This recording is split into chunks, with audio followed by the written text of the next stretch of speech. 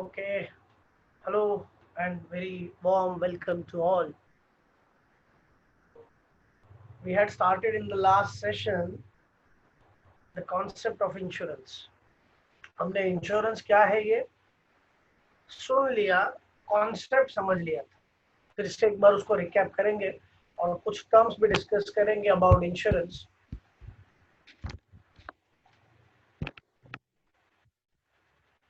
These are the terms of insurance. अगर तुमको याद होगा तो मीनिंग पहले कर लेते वापस एक बार recap. There are two parties in which there are two parties, insurer and insured. Insurer मतलब insurance company and insured means the policy holder.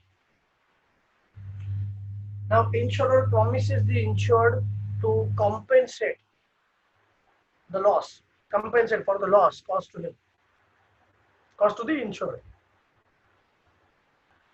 उसके बदले में in consideration he gets money in the form of premium. Regular money provide होगा pay होगा in terms of premium. The name would be premium.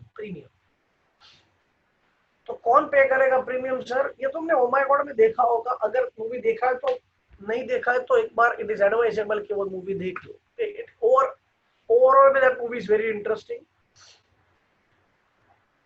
Okay, movie to watch and ponder about the thoughts जो बोले वो forget about that, हम लोग उसके ऊपर बात नहीं करेंगे। मैं सिर्फ ओ माय गॉड का रेफरेंस इसलिए दे रहा हूँ just to discuss the concept of insurance.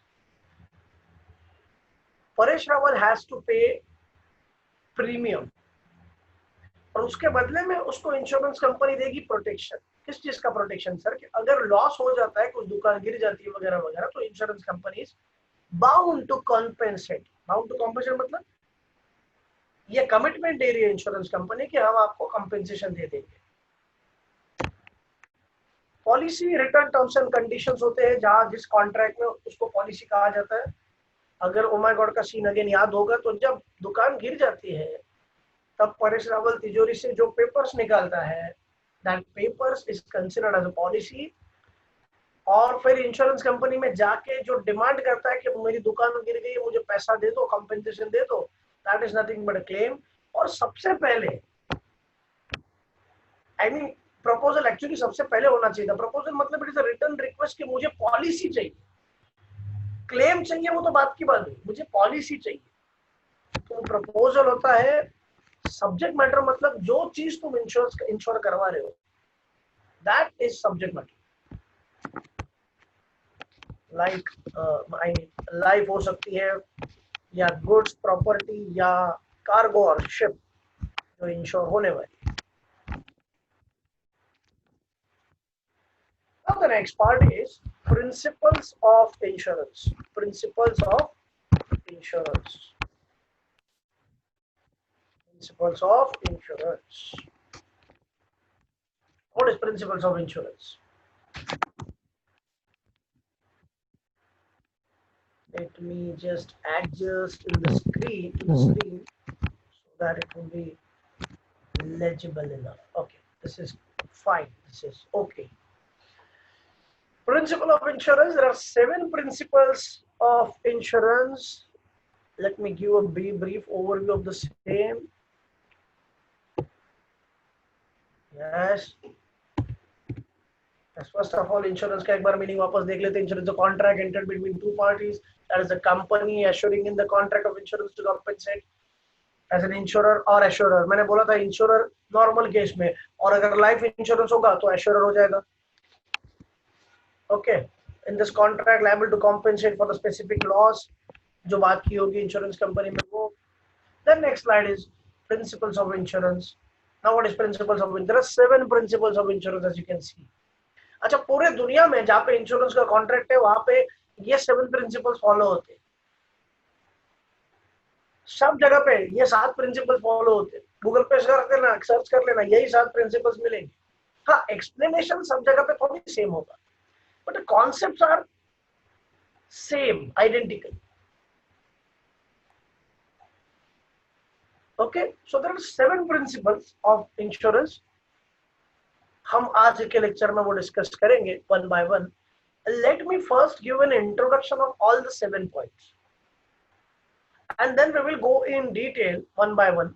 और पूरा 7 प्रिंसिपल शायद आज के लेक्चर में कवर ना हो, would be fine, next lecture में कवर हो जाएगा, चलेगा। But I want complete and complete attention as far as this particular session is concerned. Why I say this? Understand this thing. These 7 principles are extremely important. First of all, second, this is going to be the toughest question in the entire syllabus. Logical question, and the fourth one is exam-wise so important. Hey, apart from that, it creates a base. It creates a base. अगर if you want to pursue CA or CS or like courses, ये concept तुमको जब बिल्कुल help करेंगे। ये repeat नहीं होगा, ये प्रिंसिपल्स ऑफ इंश्योरेंस क्वेश्चन नहीं आने वाला CA CS, बट इसमें से 2-3 प्रिंसिपल्स का वहां पे तुमको लॉजिक काम आएगा। आई एम 110% श्योर, तुमको पता चल जाएगा कि तभी इंश्योरेंस का क्वेश्चन क्या था, अच्छा हो गया। अगर CA CS कोर्सेस करते हो तो बीकॉम करोगे तो नहीं यार, तो इनकी कुछ जरूरत नहीं पड़ेगी as such। तो एग्जाम वाइज तो इम्पोर्टेंट है। CA CS जो करने के बारे में सोच रहे हैं वो बच्चे लोग तो और अच्छे से ध्यान दो इस क्वेश्चन पे, क्योंकि ये क्वेश्चन उनके लिए बड़ा काम आने वाला है। CA फाउंडेशन में, CS एंट्रेंस में भी डायरेक्टली 1-2 जगह पे दिखेगा, इनडायरेक्टली तुमको समझ में आ जाएगा कि अरे ये तो प्रिंसिपल ऑफ इंश्योरेंस जैसा ही हुआ एकदम। और जहां जहां पे पॉसिबल है अपने को डिस्कस करना, स्टिकिंग टू द सिलेबस, वहां पे हम डिस्कस करेंगे। I'll tell you, 8 चैप्टर में एक जगह पे इसका एक स्लाइड रेफरेंस निकलता है, बट वो तब की बात है, अभी उसको यहाँ पे ट्रैक नहीं कर सकते। Principle of insurance, first principle. अच्छा, सीक्वेंस का कोई इशू नहीं है, इसमें सीक्वेंस अलग हो सकता है, गवर्नमेंट टेक्स्ट में सीक्वेंस अलग हो सकता है, तुम कोई अलग ही सीक्वेंस में लिख सकते हो, परफेक्टली फाइन। अगर 10 मार्क के लिए क्वेश्चन आएगा, जिसके चांसेस है बहुत, 7 के 7 प्रिंसिपल्स कवर होने ही चाहिए। 7 प्रिंसिपल 10 मार्क के लेंगे, हाँ, तो भी मैं बोलता हूँ कि 10 मार्क नहीं है तो 12-13 मार्क के लिए होता, 15 मार्क के लिए होता तो भी वर्थ है, इतने इंपॉर्टेंट प्रिंसिपल्स। लेकिन 10 के से ज्यादा मार्क्स के लिए कोई क्वेश्चन नहीं आ सकता, इसलिए 10 मार्क्स के लिए आएंगे। एक और बात है, कोई पर्टिकुलर प्रिंसिपल भी आ सकता है फॉर 5 मार्क्स। सो ये तो इनजस्टिस हुआ सर, एक प्रिंसिपल 5 मार्क का और 7 प्रिंसिपल 10 मार्क्स के, हम कुछ नहीं कर सकते। इसके पहले 1-2 बार पूछा है, ज्यादा बार नहीं पूछा है एक पर्टिकुलर प्रिंसिपल, लेकिन पूछा है। एक और बात, ट्रू और फॉल्स विद रीजंस में भी 1-2 क्वेश्चंस आए ऑन एक पर्टिकुलर प्रिंसिपल। इंडेमनिटी पे एक सेंटेंस आ गया, statement is true, statement is false, जो भी है अकॉर्डिंगली तुमको इंडेमनिटी एक्सप्लेन कर रहा हूं। So what I'm trying to say is all the 7 principles are very important। ये इतना इंट्रोडक्शन देने की इसलिए जरूरत थी ताकि I want you to take this session particularly serious। इसका मतलब ये है कि आगे के सारे सेशंस लाइटली लो, बट इसको ज्यादा ध्यान देना। आगे बढ़ते हैं। Principle of insurance, 7 principles. Principle of utmost good faith. Now what is utmost? Utmost means maximum. And what is good faith? Good faith means honesty. Utmost good faith, which means maximum honesty. मतलब क्या है sir? मतलब वैसे देखा जाए तो बहुत simple है ये प्रिंसिपल में, उसमें कुछ ज्यादा मगजमारी वाली बात नहीं है कि दोनों पार्टीज, एक कॉन्ट्रैक्ट है ना इंश्योरेंस, तो 2 पार्टीज है उसमें, एक है इंश्योरर और दूसरे ये इंश्योर्ड। दोनों पार्टीज ने एक दूसरे के साथ ऑनेस्टी रखनी चाहिए। Both the parties should disclose all the material information clearly, correctly and completely. What is material information sir? Relevant information, पूछी जाए नहीं पूछी जाए, जो जरूरी है वो इंफॉर्मेशन देनी पड़ेगी इंश्योरर एंड इंश्योर्ड को। एक दूसरे इंश्योरर को देना पड़ेगा सारी पॉलिसी की डिटेल्स, उसमें कुछ छुपाना नहीं चाहिए। At the same time insured को भी चीजों के बारे में डिस्क्लोजर परफेक्ट देना चाहिए कि ये प्रॉपर्टी है, और डिटेल में तो बाद में डिस्कस करने वाले हैं। Second point, insurable interest. Now ऐसा है कि मैं मेरी प्रॉपर्टी का इंश्योरेंस निकाल सकता हूँ। क्या मैं तुम्हारे प्रॉपर्टी का इंश्योरेंस निकाल सकता हूँ? The answer is no. क्या मैं अमिताभ बच्चन का मेडिक्लेम निकाल सकता हूँ? The answer is no. Covid हो जाएगा, हो गया उनको, अभी जो कंपेंसेशन का पैसा मुझे मिलेगा? The answer is no. No, why so? Very simple answer, मेरा अमिताभ बच्चन के लाइफ में इंटरेस्ट नहीं है। तो मैं मेरा पॉलिसी निकाल सकता हूँ, मेरे फैमिली मेंबर्स का पॉलिसी निकाल सकता हूँ, मेरे बाजू वाले का पॉलिसी नहीं निकाल सकता। As simple as. Why? Because I do not have any insurable official interest in him or his property. I may take the insurance policy of my goods, my life partner, my family, other family members, my business partners as well. But बाहर का कोई नहीं। Fourth point, principle of contribution. ये भाई अभी थोड़ा बताना, ठीक है, थोड़ा सा पार्ट एक्सप्लेन कर ही देते हैं। कंट्रीब्यूशन तुमने सुना होगा, पार्टी के लिए वगैरह कंट्रीब्यूट करवाते हैं कि कौन कौन कितना कितना कंट्री करेगा, उसी का लॉजिक है। कंट्री करके को पैसा देना है। कौन सर? इंश्योर्ड? नहीं, इंश्योरर। इंश्योरर्स कंट्री करके पैसा देंगे। ये प्रिंसिपल तब अप्लाई होगा जब तुम एक ही पॉलिसी, एक ही असेट कर रहे हो, एक ही प्रॉपर्टी सपोज तुम इंश्योर करवा रहे हो from more than one insurance. मतलब insurers are more, policy is one, और not policy is one, sorry, property is one. एक ही प्रॉपर्टी, बहुत बड़ी प्रॉपर्टी है, सपोज तुमको एक इंश्योरेंस कंपनी पे पूरा भरोसा नहीं है, तो तुमने थोड़ी थोड़ी इंश्योर करवा ली फ्रॉम सपोज 2 और 3 इंश्योरेंस कंपनीज। तो जब भी जितना कितना पैसा होगा कॉम्पेंसेशन का, छोटी अमाउंट भी हो सकती है, वो तीनों मिलके बेयर करेंगे। ऐसा नहीं है कि सिर्फ एक ही कोई बंदा पैसा दे देगा, ठीक है, ये तो ऑब्वियस बात है सर। हाँ, तो उसको बाद में वापस डिस्कस करने वाले, लेकिन इतने सिंपल नहीं है जितने लग रहे हैं। Next is principle of subrogation. Word पहली बार सुना होगा, subrogation. I tell you simple meaning of subrogation. Substitution. Substitute होता है ना, सब्स्टिट्यूट, सब्स्टिट्यूट, सब्स्टिट्यूट गुड्स, याद आया कभी? सब्स्टिट्यूट उसके लिए क्रिकेट में होता है, कोई प्लेयर इंजर्ड हो गया, उसके जगह पे सब्स्टिट्यूट आ गया, वही बात, सब्स्टिट्यूशन। मैं इसका क्या लेना देना सर? प्लेयर का नहीं, प्लेयर का डायरेक्ट कोई लेना देना नहीं, लेकिन बात सुन लो। जब इंश्योरेंस कंपनी कॉम्पेंसेशन दे देती है लॉस की, अगर प्रॉपर्टी बची है कुछ और उसके सारे पैसे इंश्योरेंस कंपनी ने दे दिए, तो जो भी भंगार वगैरह जो भी बचेगा वो इंश्योरेंस कंपनी अपने पास लेके जाएगी। तो इंश्योरेंस कंपनी अभी सब्स्टिट्यूटेड ओनर बन गई उस property. Insurance company becomes the substituted owner of that property. Okay sir, perfect नहीं समझा? अरे जाना दो, कोई जल्दी नहीं है, बाद में आराम से पढ़ने वाले। Next point is principle of loss minimisation, और गवर्नमेंट टेक्स्ट बुक में थोड़ा ऐसा दिया है कि mitigation of loss. Now what is mitigation? Minimization. So this is very simple to understand. मेरे फैक्ट्री में आग लगी है, मैंने कोशिश करनी चाहिए कि लॉस कम से कम, कोशिश करनी चाहिए कि लॉस कम से कम हो। So it is my duty to minimise the loss. नहीं अंदर जाके कूद के मेरे को सब ऐसे नहीं, जान पे खेल के नहीं, बस मुझे अवॉइड नहीं, केयरलेस नहीं बनना चाहिए। एक बेसिक जो भी कर सकते हैं, फायर ब्रिगेड को कॉल करना वगैरह, basic things I'll have to adopt, right, in order to minimize the loss. That's it.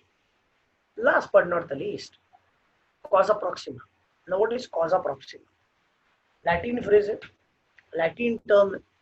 What it means, I'll tell you. Simple meaning of the same is proximate loss or nearest, proximate cause or nearest cause. Proximate मतलब nearest.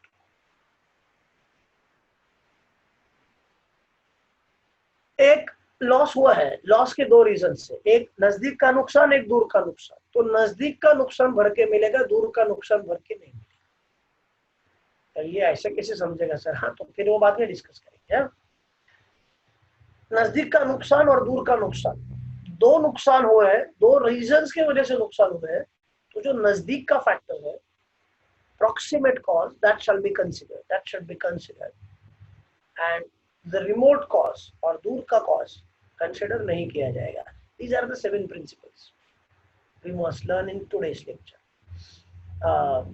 Okay, so आगे बढ़ते हैं भाई. ये तो फिर बाद में भाई. Wait. Yes. Now the first principle, according to syllabus, according to word, utmost good faith. Very simple one. इसको कर लेते हैं ना. अगर तुमको याद होगा तो मैंने बोला था utmost. अच्छा, एक बात याद रखो, जब कोई भी टेक्निकल वर्ड्स आ जाए ना, तो बुक में क्या दिया है उसको रहने दो फॉर द टाइम बीइंग. पहले तुम टेक्निकल वर्ड्स की अल्टरनेटिव टर्म दे दो, सो दैट पेपर चेकर को पता चले कि बंदा बहुत अच्छे से समझ के पेपर लिख रहा है. तो कैसे कर सकते हैं सर? तो बात बड़ी सिंपल है, बात बड़ी सरल है. पहले अटमोस्ट का मीनिंग लिखने का, अटमोस्ट मीन्स मैक्सिमम. फिर गुड फेथ का मीनिंग लिखने का, good faith means honesty. And then start with the regular answer. इससे इन छोटी छोटी बातों से क्या होता है ना, बंदे ने रट्टा नहीं किया है. बुक तो पढ़ा ही है उसने, लेकिन पागल तोते की तरह रट्टा नहीं किया है, समझ के जा रहा है बंदा. Utmost, maximum, good faith, honesty. ना अभी आगे बढ़ते. सारे टाइप के इंश्योरेंस, तुमको 3 टाइप के इंश्योरेंस है सिलेबस में, fire, marine and life. In all type of insurance contracts, both the parties must have utmost good faith, towards each other. The insurer and insured must disclose, ये बड़ा important line है, बड़ी important line है. First must disclose all material facts clearly, correctly and completely. Now what is material facts? Related facts, जरूरी facts, जरूरी चीजों के बारे में डिस्क्लोज करना. अभी नेक्स्ट पैराग्राफ देखो. The insured must provide complete, clear and correct information of the subject matter of the insurance to the insurer. Similarly, the insurance must provide relevant information regarding terms and conditions of the contract. Simple है. Failure to provide complete and correct, clear information may lead to non-settlement of claim. अभी देखो कैसे situation उन्होंने अच्छा explain किया है.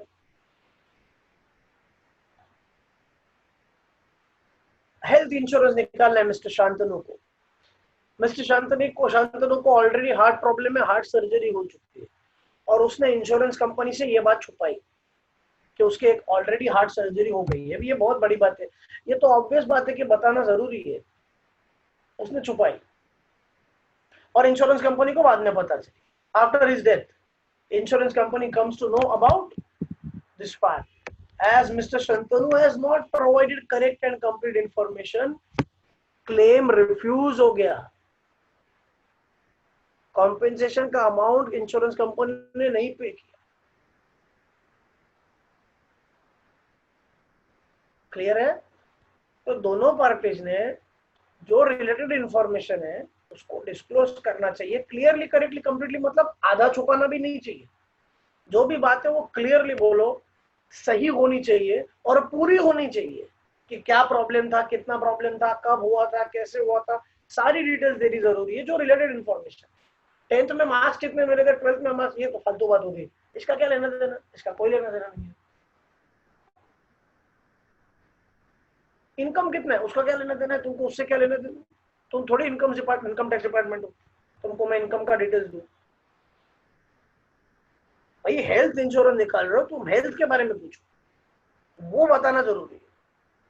तो हर झूठ स्टेटमेंट में ऐसा नहीं होगा कि क्लेम रिजेक्ट हो जाएगा. जो रिलेटेड इंफॉर्मेशन है वो नहीं दी, या करेक्ट नहीं दी, या पूरी नहीं दी, आधी दी, आधी छुपाई, ऐसे केस में इंश्योरेंस कंपनी क्लेम सीधा रिजेक्ट कर देती है. या अगर ऐसा भी होता है ना कि कॉन्ट्रैक्ट करने के बाद पता चलता है डेथ वगैरह नहीं हुई है, लेकिन उसके पहले पता चल गया इंश्योरेंस कंपनी को कैसे, तो इंश्योरेंस कंपनी सीधा पॉलिसी कैंसिल कर देगी. Insurance company can straight away cancel the policy, सीधा पॉलिसी कैंसिल कर देगी इंश्योरेंस कंपनी। क्यों सर? अरे झूठ बोल के पॉलिसी लिया है तो हमने, फ्रॉड है, उसको फ्रॉड बोलते हैं, उसको फ्रॉड बोलते हैं, फ्रॉड। यहाँ पे दिया नहीं है, लेकिन शायद अगर लिख सको तो लिख सकते हो कि this amounts to fraud. Insurance company ने कोई टर्म्स एंड कंडीशंस के बारे में डिस्कस नहीं किया, वो फ्रॉड है। तुमने सपोज डिसीज के रिलेटेड कोई इंफॉर्मेशन डिस्कस नहीं की, वो भी फ्रॉड है। क्लियर? सो अटमोस्ट गुड फेथ होना चाहिए, ये बात है। तो first point is over. Second point, principle of insurable interest. Now it is lengthy. Insurable interest मैंने अभी एक 7-8 मिनट पहले बोला था। इंश्योरेबल इंटरेस्ट का मतलब ये है कि तुम जिस चीज का इंश्योरेंस निकाल रहे हो उसमें तुम्हारा इंटरेस्ट होना चाहिए, लेना देना होना चाहिए। तो मैं अभिषेक बच्चन का पॉलिसी नहीं निकाल सकता, मैं अमिताभ बच्चन का पॉलिसी नहीं निकाल सकता। क्यों? मेरा उनसे कोई लेना देना नहीं। अमिताभ बच्चन का पॉलिसी अभिषेक बच्चन निकाल सकता है, सॉरी उल्टा बोल सकते हैं, अमिताभ बच्चन अभिषेक बच्चन का पॉलिसी निकाल सकता है। anyway, छोड़ो, दैट वाज जोक, सीरियसली मतलब whatever, because he has an insurable interest in it. Insurable या फाइनेंशियल इंटरेस्ट भी चलेगा। मतलब ऐसा है कि रिलेटिव्स तो है ही, फैमिली मेंबर्स रिलेटिव्स का मतलब, और बिजनेसमैन अपने गुड्स का पॉलिसी निकाल सकता है, बिजनेस पार्टनर अपने पार्टनर का भी पॉलिसी निकाल सकता है। अभी इसका क्या लेना देना सर, बिजनेस पार्टनर मरे तो नहीं। देखो बात समझो, अगर पार्टनर मर जाता है, अगर बिजनेस पार्टनर मर जाता है, लाइफ पार्टनर की बात नहीं कर रहे, बिजनेस पार्टनर मर जाता है, तो बिजनेस पे तो इम्पैक्ट होगा ना रे। तो जितना मेरे बिजनेस पे इम्पैक्ट होगा उसके डेथ से, उतना मेरा उसके लाइफ में इंटरेस्ट है। बाकी वो जीएम मर रहे तो मुझे कुछ ज्यादा फर्क नहीं पड़ता। देखिए हम लोग क्लियर बात कर रहे हैं, हम लोग बड़ी प्रैक्टिकल बात कर रहे हैं। तो अगर मेरा बिजनेस पार्टनर है, वो मेरा यार हो सकता है, लेकिन मेरा उसके लाइफ में कोई ऑफिशियल इंटरेस्ट नहीं है जिसको बोल के मैं उसका इंश्योरेंस करवा सकूं। लेकिन अगर वो मेरा बिजनेस पार्टनर है और उसकी डेथ हो जाती है, तो डेफिनेटली बिजनेस लॉस होने वाला है। जितने का बिजनेस लॉस होगा, जितने का उसका इंटरेस्ट रहेगा इन पार्टनरशिप फॉर्म, उतना I can take insurance policy. In fact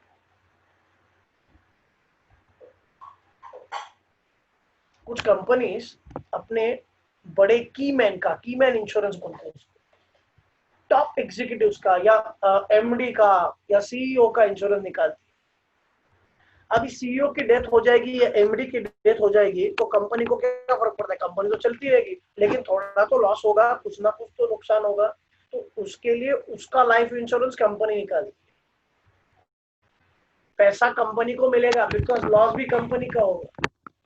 insurance company ये नहीं पूछ सकती कि सर आपका क्या लेना देना उससे, आप थोड़ी उसकी फैमिली हो। अरे पागल, लेकिन उसकी डेथ होगी तो हमारा तो बिजनेस ठप हो सकता है ना थोड़ी दिन के लिए। इफेक्ट तो होगा, कुछ तो ठप नहीं होगा, लेकिन थोड़ा इफेक्ट तो होगा भाई, वो हमारा मेन पर्सन है। सपोज मुकेश अंबानी आज नहीं तो कल जाने वाले हैं, जब जाएंगे तो रिलायंस को ऐसा थोड़ी होगा कि कुछ फर्क नहीं पड़ेगा, बिल्कुल फर्क पड़ेगा। रिटायरमेंट के बाद जाए तो बात अलग है, रिटायरमेंट के पहले डेथ हो जाती है। ऐसे केस में रिलायंस को तो लॉस होगा, कुछ ना कुछ तो होगा। तो रिलायंस ने डेफिनेटली उनका पॉलिसी निकाला होगा, बिल्कुल निकाला ही होगा। हमको नहीं पता भाई कितने का वगैरह पॉलिसी है, लेकिन जबरदस्त जरूर निकाली होगी पॉलिसी। या ऐसा भी है, वहां पे दिया नहीं है, लेकिन creditor may have an insurable interest in his debtors life to the extent of loan given by him. अभी मैं क्रेडिटर हूँ, सामने वाला कोई बंदा मिस्टर एक्स सपोज मेरा डेटर है, you know who is creditor and who is debtor, मतलब मैंने उसको उधार दिया है, वो मुझे पैसा वापस करने वाला है। उसकी डेथ हो जाएगी तो मेरा क्या जाता है, भाई मेरा पैसा लेके जाएगा रे, तो मेरे लिए रिस्क है, तो मैं उसका इंश्योरेंस पॉलिसी निकाल सकता। अच्छा, मैं उतने का ही इंश्योरेंस पॉलिसी निकाल सकता हूँ जितने का लोन दिया है। उसके अलावा मेरा उसके लाइफ में कोई इंटरेस्ट नहीं होना चाहिए।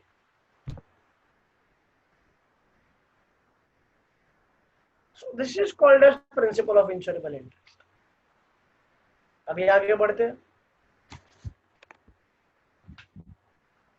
Insurable interest means some financial interest in the subject matter. Subject matter मतलब जिस चीज का इंश्योरेंस निकाल रहे हो। The insured must have insurable interest in the subject matter. Insurable interest is applicable to all insurance contracts. All मतलब तुमको syllabus में सिर्फ तीन ही है, fire, marine and life. It is said to have insurable interest in subject matter when the existence of the subject matter puts the insured in financial benefit. समझ रहे हो? मतलब जो मुझे फाइनेंशियल बेनिफिट देने वाला है उसके डेथ हो जाती है, वो डिस्ट्रॉय हो जाता है, तो मेरा लॉस होगा. तो whereas non existence of subject matter put him into financial loss. मतलब मेरे पास गुड्स है तो मैं कमा सकता हूँ, गुड्स डिस्ट्रॉय हो जाएंगे, बेच नहीं दे रहा हूँ, डिस्ट्रॉय हो जाएंगे तो मेरा तो फाइनेंशियल लॉस हो जाएगा. तो मैं क्या करूंगा, मेरे गुड्स का इंश्योरेंस निकालूंगा. As simple as that. For example, अरे भाई तुम देख लो, a person has insurable interest in his own life, goods के केस में प्रॉपर्टी. अभी बात आगे समझ लो, दो पैराग्राफ है वो भी बहुत इंपॉर्टेंट है. Life insurance. In life insurance, the insurable interest refers to the life insured. Insurable interest must exist at the time of taking a life insurance policy. मतलब जब पॉलिसी ले रहे हो तब तुम्हारा इंटरेस्ट होना चाहिए. अभी अपनी पॉलिसी ले रहे हो तो भाई जब से मैं पैदा हुआ तब से आखिर तक मेरे लाइफ में तो इंटरेस्ट होगा. लेकिन ऐसे समझो कि बेटा होने वाला है, अभी तो हुआ नहीं है, तो क्या मैं होने वाले बेटे का पॉलिसी निकाल सकता हूँ? Answer is no. Fiance, engagement हुई है, तो अभी जिसके साथ एंगेजमेंट हुई है उसकी पॉलिसी मैं निकाल सकता हूँ? The answer is no. Insurance company क्या बोलेगा कि पहले शादी कर लो, शादी करने के बाद आप हस्बैंड वाइफ होंगे. बिकॉज फियांसे को कोई हम मानते नहीं है लीगली. तुम मान सकते हो, तुम फैमिली में बोल सकते हो, लेकिन उसका ऑफिशियल कोई स्टेटस नहीं है ना. ऑफिशियल स्टेटस तो भाई हस्बैंड वाइफ का होता है. तो जब तक हस्बैंड वाइफ नहीं बनते तब तक एज सिंपल एज दैट उसके लाइफ में मेरा फाइनेंशियल इंटरेस्ट, इंश्योरेबल इंटरेस्ट नहीं हो सकता. तो उसकी पॉलिसी मैं नहीं निकाल सकता. नहीं हमको आज ही निकालनी है. फिर भी अरे तो शादी कर लो आज. नहीं शादी का मुहूर्त बाद में. हाँ तो उसके बाद निकाल लो पॉलिसी. नहीं इंश्योरेंस का मुहूर्त आ जाए, ऐसा फालतू बात नहीं चलेगा. शादी कर लो फिर बाद में इंश्योरेंस निकाल, फिर आपका इंटरेस्ट आ जाएगा. पहले बच्चा हो जाए उसके बाद में आपका इंटरेस्ट उसमें आ जाएगा, पहले नहीं आ सकता.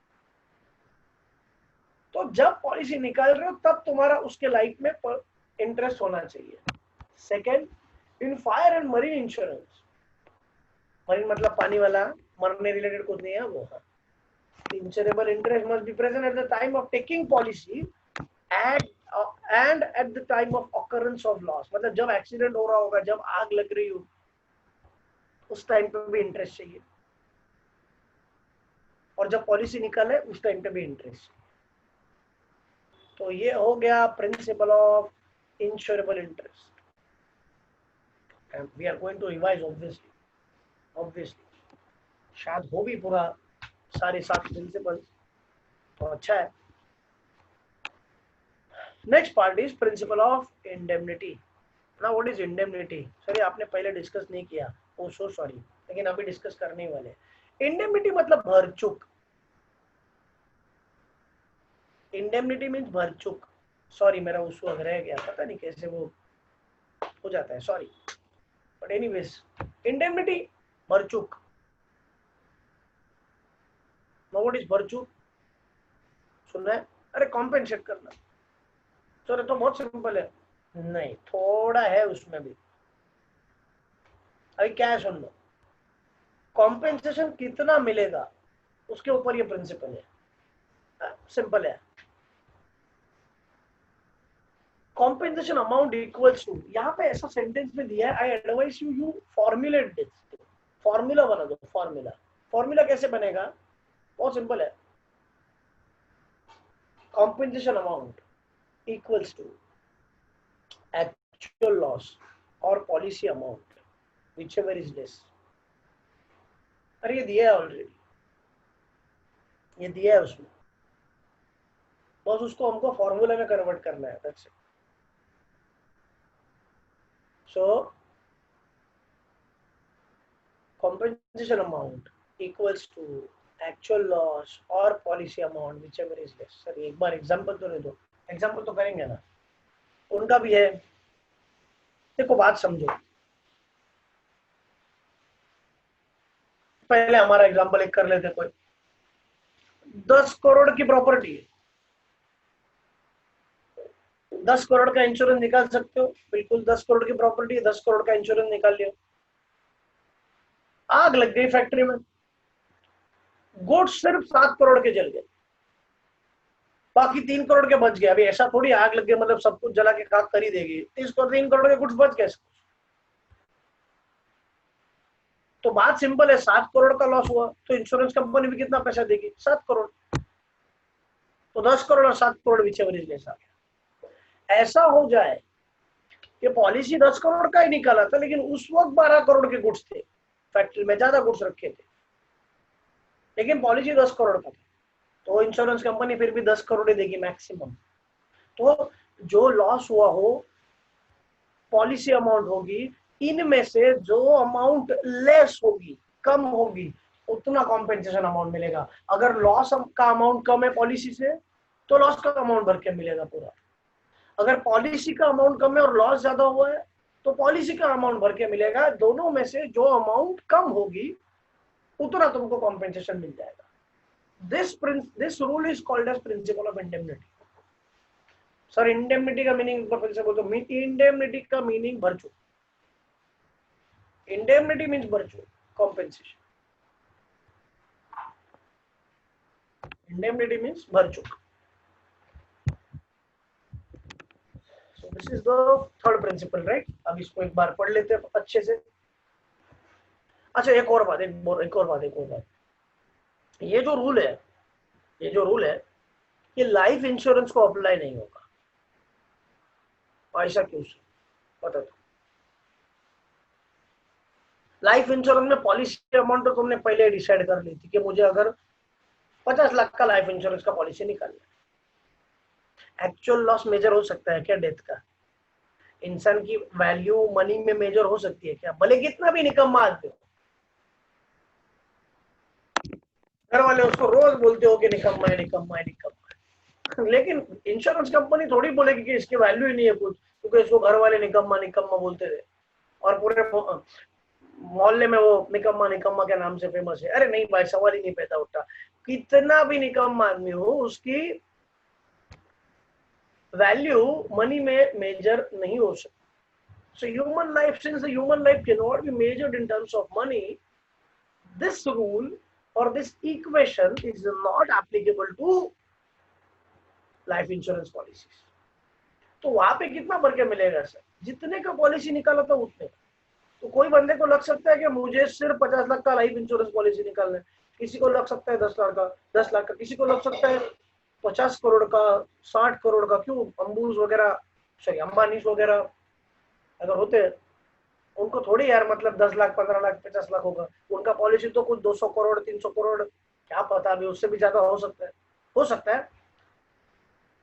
सो तुम डिसाइड करो, अकॉर्डिंगली प्रीमियम ज्यादा भरना पड़ेगा। इंश्योरेंस कंपनी ये नहीं बोलेगी आपको 500 करोड़ का इंश्योरेंस पॉलिसी निकालना, लाइफ इंश्योरेंस, हमको कोई प्रॉब्लम नहीं है, निकालो, लेकिन फिर उतना प्रीमियम भरना पड़ेगा। As simple as that.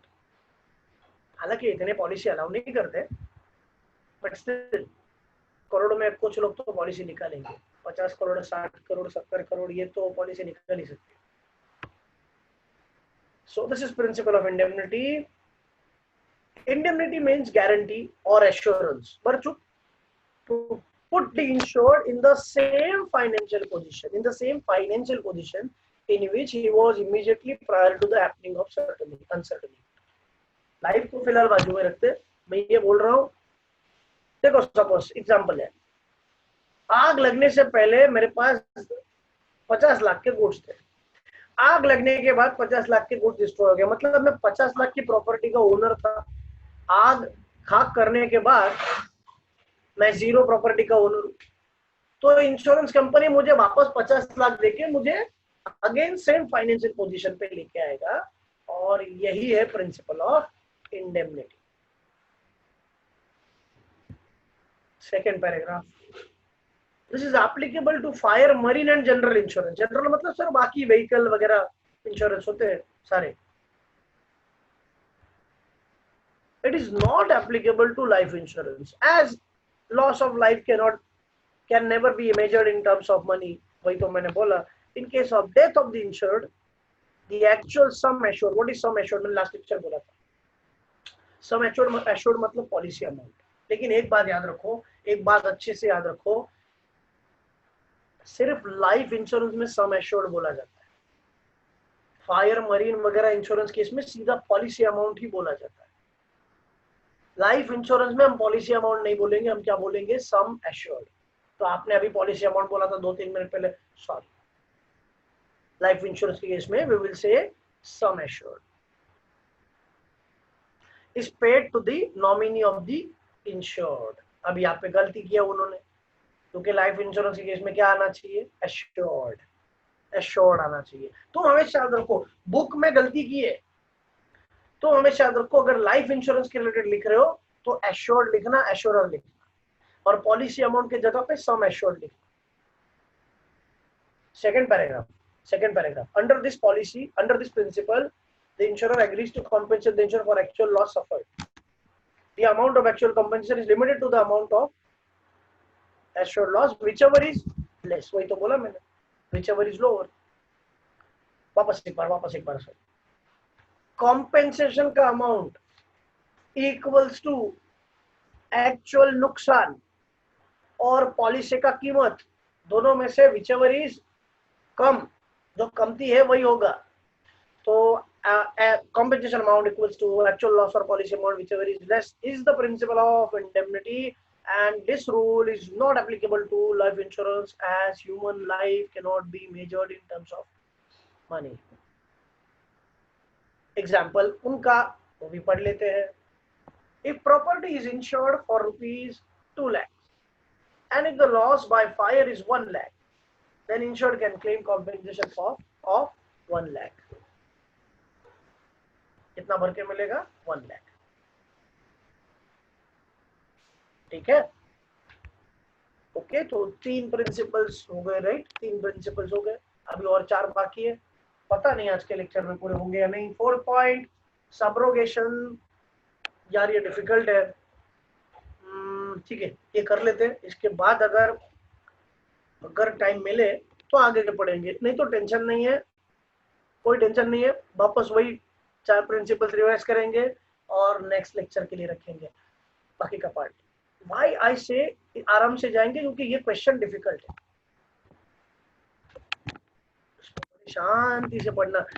सुनना एक बात है, तुम खुद पढ़ोगे तभी इसको एक शांति से पढ़ लेना।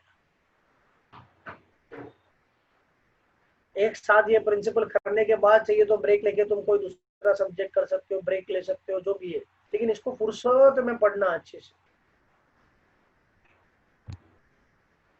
थियरी करने बैठे ना तो कभी कभी ऐसा होता है, थोड़ा थक जाते हैं या पक जाते हैं, व्हाटएवर। प्रिंसिपल का इंश्योरेंस का क्वेश्चन एक बार अच्छे से पढ़ लेना और फिर बाद में ब्रेक ले लेना।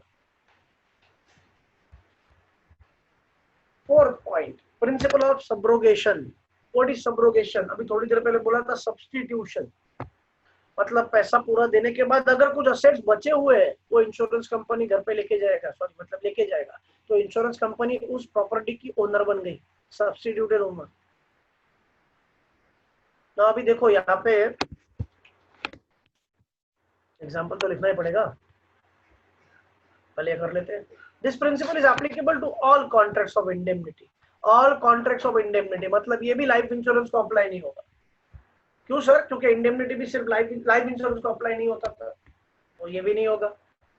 As per this principle, after the insured is compensated for the loss due to damage of the property, अगर कुछ बचता है then the right of ownership of such property passes on the insurer।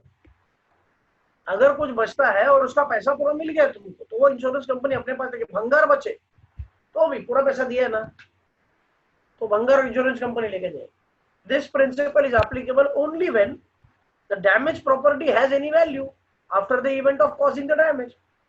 तो machinery चली गई, लेकिन उसका ऐसा थोड़ी होता है कि आग में पूरा का पूरा मिट जाए, वैनिश हो जाए, डिस्ट्रॉय हुआ ना, तो भी कुछ तो बचा होगा।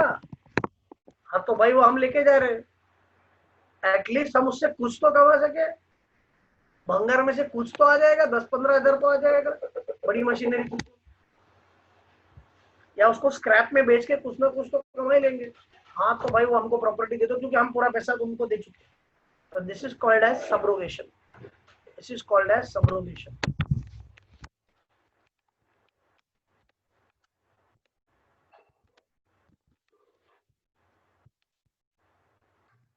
Wait.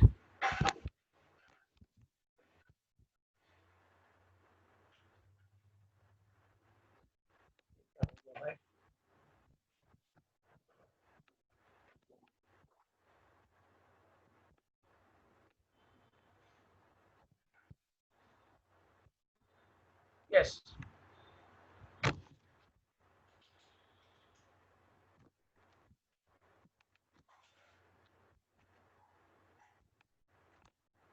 this is the example. If A owns a two-wheeler, the vehicle was stolen, चोरी हो गया, and subsequently Mr. A filed a complaint in local police station. Bike चोरी हो गई या गाड़ी चोरी हो गई और पुलिस कंप्लेंट कर, इंश्योरेंस क्लेम किया और इंश्योरेंस कंपनी ने पैसा दे दिया और बाद में वो बाइक मिल गई, तो अभी तुमको पैसा मिल गया ना इंश्योरेंस कंपनी की तरफ से, तो तुमको बाइक किसको देनी पड़ेगी? इंश्योरेंस कंपनी को। बात खत्म।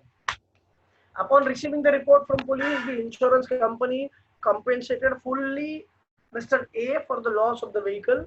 Later on, stolen vehicle was recovered by the police. In this situation, the owner of the vehicle does not have any claim over the vehicle, as he has already subrogated, that is, transferred the ownership right. देखो पैसा तो मिल गया ना insurance company की तरफ से, full and final settlement हो गया। अब तो भाई अगर वो बाइक मिल जाती है तो वो इंश्योरेंस कंपनी की हो जाएगी, ठीक है, बस यही बात है, यही बात है। नहीं तो क्या, तुम्हारे तो ऐसे, तुमको पैसे भी मिल गए और तुमको बाइक भी मिल गई, वाह रे वाह, ऐसा नहीं चलेगा। तुम इंश्योरेंस कंपनी, इंश्योरेंस से कोई प्रॉफिट नहीं कमा सकते।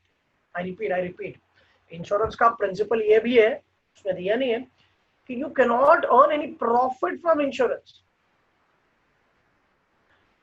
इंश्योरेंस का purpose is to minimise your loss. Loss से सिक्योरिटी के लिए इंश्योरेंस निकाला जाता है, प्रॉफिट कमाने के लिए नहीं इंश्योरेंस निकाला जाता है। इसमें तो प्रॉफिट हो जाएगा कि भाई इंश्योरेंस कंपनी से भी पैसा ले लो और बाइक भी ले लो, नहीं।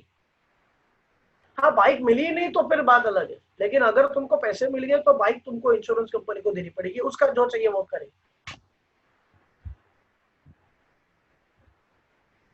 क्लियर है? तो ये था प्रिंसिपल ऑफ सब्रोगेशन। अच्छा एक और बात बता दे, तो उसमें नहीं है, अगर ऐसा हो कि जितना पॉलिसी का अमाउंट इंश्योरेंस कंपनी ने उस बंदे को दिया है इंश्योर को, उससे ज्यादा पैसा अगर इंश्योरेंस कंपनी ने उस गाड़ी के ऊपर कमाया बेच के, तो प्रॉफिट इंश्योरेंस कंपनी अपने पास नहीं रख सकती। तो प्रॉफिट इंश्योरेंस कंपनी को उस ओरिजिनल ओनर को वापस देना पड़ेगा, because the insurance company is just a substituted owner, not the actual owner. Sir ये एक बार फिर से बताओ। देखो अभी गाड़ी का कॉम्पेंसेशन दे दिया, सपोज बाइक है तो उसका कॉम्पेंसेशन दिया सपोज 60,000 रुपीज, और इंश्योरेंस कंपनी ने वो गाड़ी रिकवर कर ली पुलिस स्टेशन से और फिर बाद में उसको पता नहीं कैसे 65,000 में बेच दिया, तो 5,000 रुपीज का प्रॉफिट इंश्योरेंस कंपनी अपने पास नहीं रख सकती, वो ओरिजिनल ओनर को वापस देना पड़ेगा। ये वहां पे नहीं है, लेकिन होना चाहिए था। तो ठीक है, ऐसे कुछ लॉस नहीं होता, वैसे भी बहुत लेंदी आंसर है, पर एक लाइन लिख सकते हो तो कोई बुरा नहीं है कि insurance company can not take any profits from the sale. Okay, so ये मत लिखो, बस अंडरस्टैंडिंग के लिए बोल रहा हूँ। ये ऐसा कुछ सिचुएशन, कहीं पे एग्जाम्पल किसी जमाने में पढ़ा था, तो इमेजिन करो कि मेरी प्रॉपर्टी, हाउस प्रॉपर्टी, तो ये पेपर में नहीं लिखना है, ये सब सिर्फ अपने अंडरस्टैंडिंग के लिए। Already the answer is too lengthy, इसको और कॉम्प्लिकेट नहीं करते। तो सर क्यों बता रहे हो, ऐसी मुझे आदत है तो मैं डिस्कस करके छोड़ देता हूँ ये पार्ट। मेरी प्रॉपर्टी डिस्ट्रॉय हो गई मेरे नेबर की वजह से। क्या बाजू में उसने कुछ फैक्ट्री लगाई थी पटाखों की, वो जल गए, उसकी प्रॉपर्टी तो हो गई, उससे मेरा क्या लेना देना, उसकी वजह से मेरी प्रॉपर्टी डिस्ट्रॉय हो गई।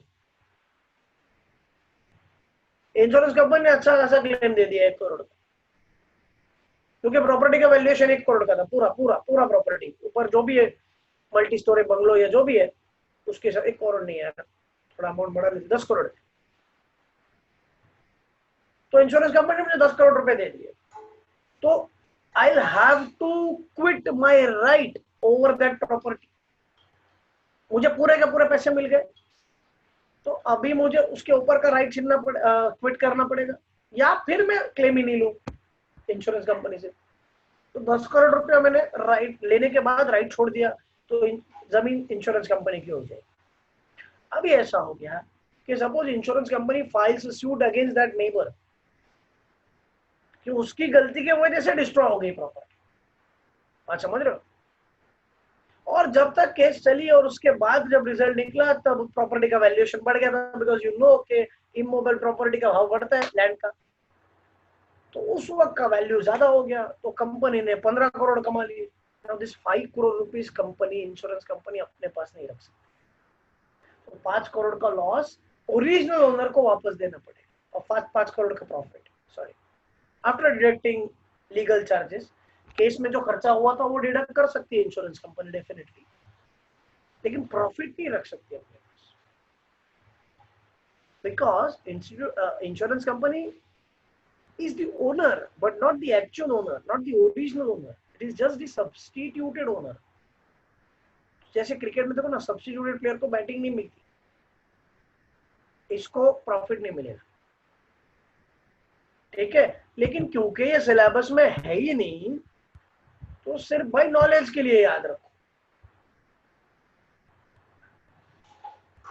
और आंसर बहुत छोटा होता तो भी बात अलग थी, अच्छा खासा लेंदी आंसर है, ऑलरेडी डिफिकल्ट है, तो इसको और कॉम्प्लिकेट नहीं करते पेपर में, सिर्फ अंडरस्टैंडिंग के लिए बता दिया, सिर्फ नॉलेज पॉइंट ऑफ व्यू से ये डिस्कस कर लिया।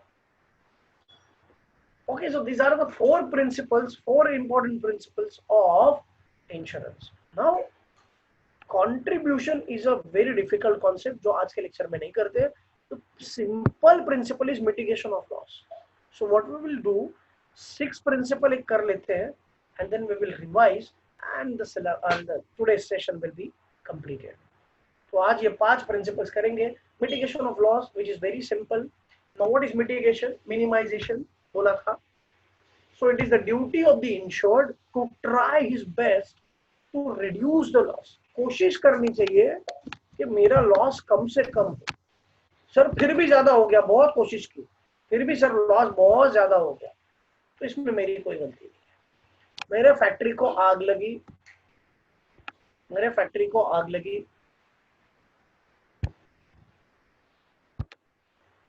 वेट, ये क्या हो गया भाई?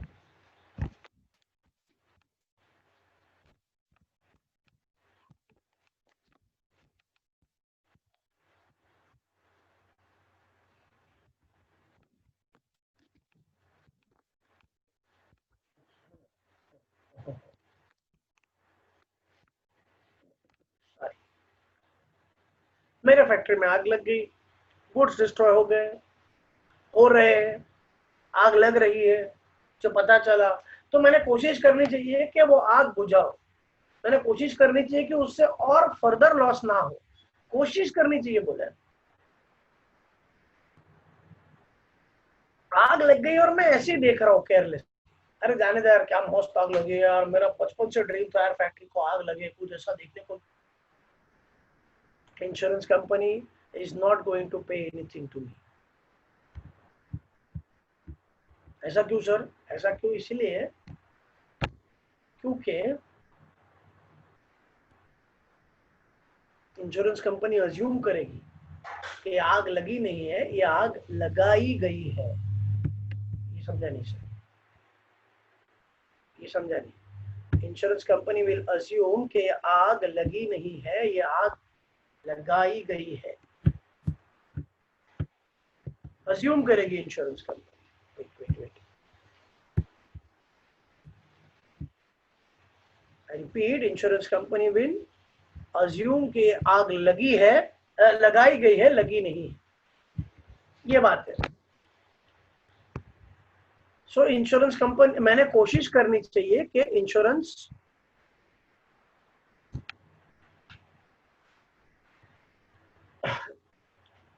कम से कम का निकाले या क्लेम कम से कम हो। अभी देखो कुछ ऐसा समझो कि फैक्ट्री में आग लगी थी और मैं देखते रह गया, तो इंश्योरेंस कंपनी को आके पता चलेगा कि सर ने जानबूझ के नेग्लिजेंस दिखाया, नहीं तो सर का नुकसान इतना नहीं होता, फिर भी होता लेकिन इतना नहीं होता।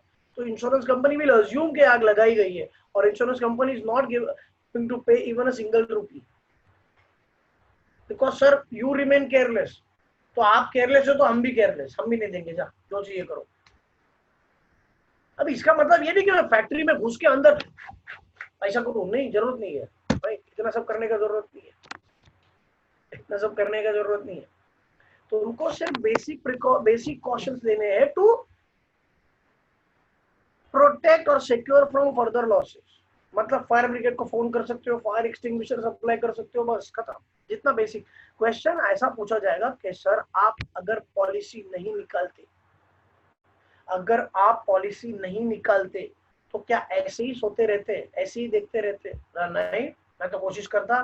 बस वही कोशिश आपको पॉलिसी निकालने के बाद भी करनी है। ऐसे समझो कि आपने पॉलिसी निकाली ही नहीं है, तो आप जो कोशिश करोगे लॉस कम करने की, वही कोशिश आपको पॉलिसी निकालने के बाद भी करनी, फिर भी लॉस हो जाता है सर। हमको लेट पता चला सर, सारा मतलब ब्लास्ट हो गया उसके बाद पता चला सर, कुछ बचाने के लिए था ही नहीं, फिर भी हमने फायर ब्रिगेड को तो फोन किया लेकिन कुछ बचा नहीं पाए। अब तो पूरा पैसा भर के मिलेगा, कोई झूठा काम थोड़ी किया है, कोई केयरलेस थोड़ी रहा हो, भर के मिलेगा पूरा पैसा। अभी तो इंश्योरेंस पॉलिसी इसीलिए तो निकाली थी। तो ये था मिटिगेशन ऑफ लॉस, पढ़ लेते हैं। Insured must always try to minimize the loss of the property in case of uncertain events, मतलब accident etc. The insured must take all possible measures and necessary steps to control and reduce losses. Hence, it is the responsibility of the insured to protect the property and avoid loss, or rather, I would say, to avoid further loss. For example, a house of Mr. Jayant is on fire due to electric short circuit. Mr. Jayant cannot remain passive and must try his best to save his house from fire. Mr. Jayant must be active and cannot watch his house burn just because house is insured. So you should try your level best to reduce the loss as if the goods are not insured, as if the property is not insured. ऐसे समझ के तुमको कोशिश करनी है, फिर भी loss हो जाता है, नो प्रॉब्लम, भर के मिल जाएगा, क्योंकि वही तो तुम्हारा पर्पस था इंश्योरेंस निकालने का, तो बिल्कुल भर के मिलेगा। So these are the 5 important principles of insurance. Now causa proxima and contribution, right? ये दो प्रिंसिपल्स, कंट्रीब्यूशन स्पेशली तो हो ही नहीं सकता आज, और कॉजा प्रॉक्सिमा भी हेवी हो जाएगा, तो वो दो प्रिंसिपल्स हम लोग नेक्स्ट लेक्चर में करेंगे। तो अभी सिर्फ रिवाइज कर लेते हैं 5 प्रिंसिपल्स को। टोटल 7 प्रिंसिपल्स के बारे में एक बार वापस समझो। एक था अटमोस्ट गुड फेथ, एक था इंश्योरेबल इंटरेस्ट, एक था इंडेमनिटी, एक है कॉजा प्रॉक्सिमा, एक है कंट्रीब्यूशन, एक है मिटिगेशन ऑफ लॉस, ओके, और एक है subrogation, right. Total 7 principles, okay. एक बार फिर से, just a second, yes,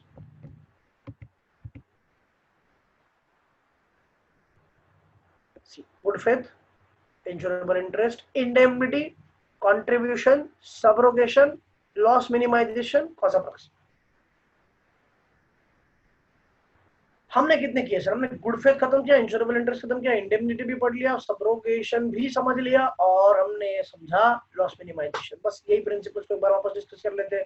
utmost मतलब maximum good faith means honesty, both the parties to the contract of insurance, that is the insured and insurer, must disclose all the material information, मतलब related information, required information, relevant information, clearly disclose, clearly, correctly, completely आना चाहिए, perfectly, clearly, correctly, completely. Insurer का duty है कि policy के सारे details disclose करे। Insured का ड्यूटी है कि हेल्थ रिलेटेड है सपोज, या कोई भी प्रॉपर्टी रिलेटेड, अभी यहाँ पे तो प्रॉपर्टी उसकी लाइफ है ना, हेल्थ इंश्योरेंस हेल्थ है ना, तो हेल्थ रिलेटेड सारी चीजें डिस्क्लोज करनी चाहिए।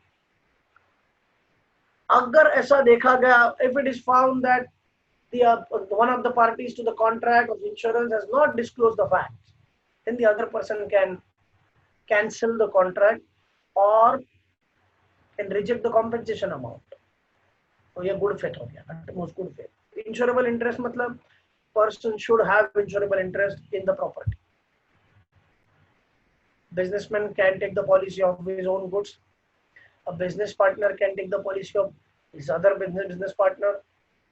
अपने लाइफ में तो इंटरेस्ट होगा ही, अपने फैमिली मेंबर्स के लाइफ में भी इंटरेस्ट होगा, इंश्योरेबल इंटरेस्ट चाहिए। हाँ, यहाँ पे एक चीज है,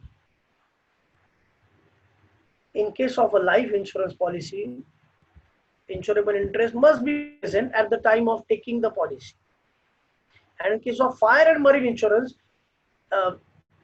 insurable interest must be present at the time, both at the time of taking the policy as well as at the time of happening of the event. मतलब घटना घट रही है, एक्सीडेंट वगैरह, आग लग गई उस वक्त, और उसके पहले जब पॉलिसी निकालोगे तभी भी, दोनों वक्त इंश्योरेबल इंटरेस्ट होना जरूरी है प्रॉपर्टी में। ये था इंश्योरेबल इंटरेस्ट का point. Next is principle of indemnity. Indemnity means to compensate, to virtue, to guarantee, to assurance बोल सकते हो उसको, to assure. Now what it means, insurance company is going to pay the compensation in case of any losses, but the compensation amount equals to actual loss or policy amount, whichever is less. And this principle is not applicable to life insurance, as human life cannot be measured in terms of, एक बार फिर से बताओ ना sir, compensation का amount, loss या policy amount, इसमें से जो अमाउंट कम होगी उतना भर के मिलेगा। इनमें से जो अमाउंट कम होगी वो, एक्चुअल लॉस का अमाउंट कम है, पॉलिसी ज्यादा का निकला था लेकिन उतनी प्रॉपर्टी डिस्ट्रॉय नहीं हुई, तो जितने की पॉलिसी डिस्ट्रॉय हुई है उतना भर के मिल जाएगा। अच्छा, उस वक्त ज्यादा सामान रखा था, पॉलिसी कम की निकाली थी, तो हम पॉलिसी का अमाउंट भर के दे देंगे भाई, दो अमाउंट में से जो कम है वो हम भर के दे देंगे। और क्योंकि लाइफ के केस में एक्चुअल लॉस मार्केट वैल्यू कैसे फाइंड आउट करेंगे लाइफ का, तो उसमें इंडेमनिटी अप्लाई नहीं होगा। तो उसमें कितना मिलेगा सर? सम एश्योर्ड मतलब सर पॉलिसी अमाउंट भर के मिल जाएगी। कंट्रीब्यूशन तो हमने डिस्कस नहीं किया था। सब्रोगेशन मतलब substitution. After payment of the entire amount to the insured, the insurance company becomes the substituted owner of the property. And if it is possible only where the residual property has some value, जो बची हुई property उसकी कुछ ना कुछ value होगी। तो अरे पूरा जल के एकदम खाक हो गया, कुछ था ही नहीं, प्लास्टिक का था, पूरा जल के खाक हो गया, तो उसमें उसकी कोई वैल्यू ही नहीं है, तो सवाल ही नहीं पैदा उठता।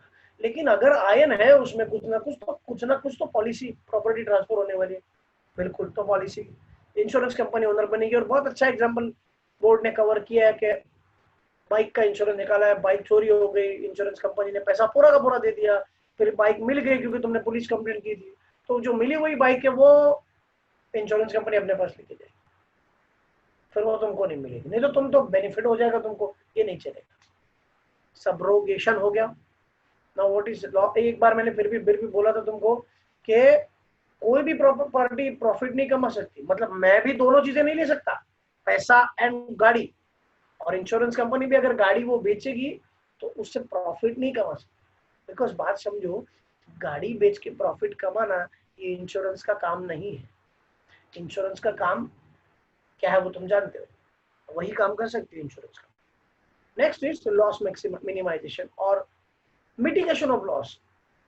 अपने हिसाब से वो मिटिगेशन ऑफ लॉस है। No, what is mitigation? Minimization. What is loss? वो तो पता है तुमको। इंश्योर्ड का ये ड्यूटी है कि कोशिश करे टू मिनिमाइज द लॉस, कोशिश करे to minimise the loss. Insured must try his best to minimize the loss as if the goods are not insured. ऐसे समझो कि गुड्स का इंश्योरेंस निकाला ही नहीं है, तो जैसे कोशिश करते वही कोशिश तुमको करनी है, इंश्योरेंस निकाला है तो भी। If he remains negligent, if he remains careless, तो insurance company is not liable to pay any compensation.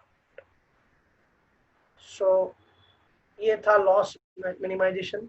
5 principles हो गए। कंट्रीब्यूशन बाकी रह गया और कॉज अप्रोक्सीमेट, जो अगले 10 मिनट में होना इम्पॉसिबल है, एक भी प्रिंसिपल होना इम्पॉसिबल है। So we will stop here.